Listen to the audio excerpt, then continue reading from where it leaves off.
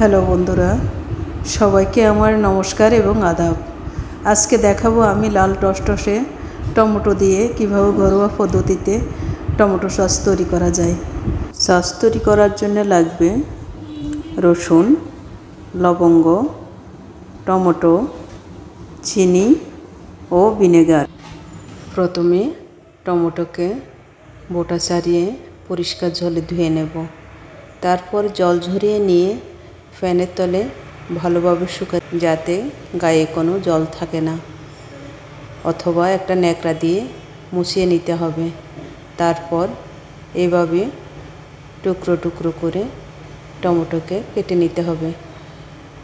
তারপর আদা রসুন কুচি দিয়ে চুলায় মৃদু আঁচে সিদ্ধ করে নিতে হবে। টমেটো সিদ্ধ করার সময় কোনো প্রকার জল দেওয়া হয় নাই।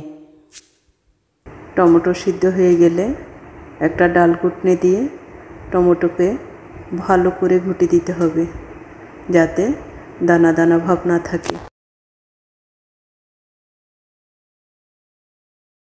ঠান্ডা করে নিয়ে একটা চালনির মধ্যে ভালো করে হাত দিয়ে কিংবা চামচ দিয়ে ভালো করে চেলে নিতে হবে সমস্ত টমেটো পিউরি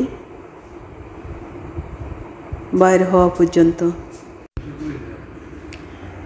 প্রতি কেজি টমেটোর জন্য লাগবে 1 কাপ পরিমাণ চিনি, 2 চামচ গুঁড়া মরিচ,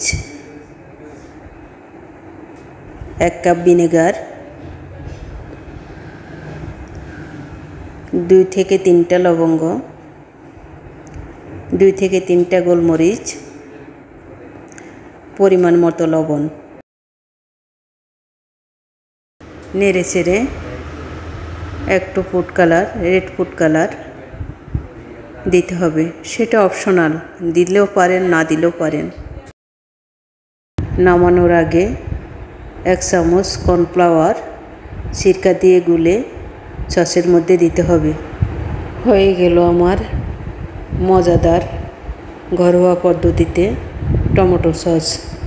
তবে সস চুলা দেওয়ার পর মৃদু আঁচে জাল দিতে হবে, যাতে তলায় না লেগে যায়। ধীরে ধীরে জাল দিতে হবে।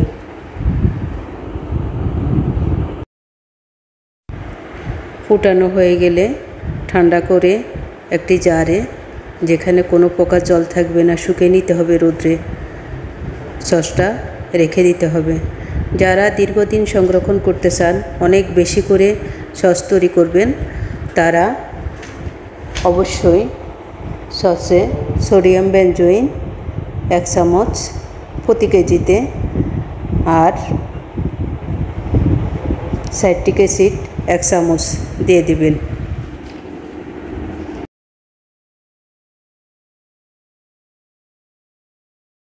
যে কোনো স্ন্যাক্সের সাথে খাওয়া যায়, যেমন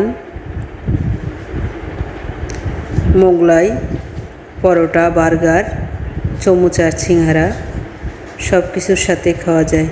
আমি আপাতত মোগলাইয়ের সাথে খেয়ে দেখালাম আজকে। বন্ধুরা, কেমন হলো আমার টমেটো সস কমেন্টে জানাবেন। যদি ভালো লাগে অবশ্যই আমার চ্যানেলটাকে সাবস্ক্রাইব করে দিবেন।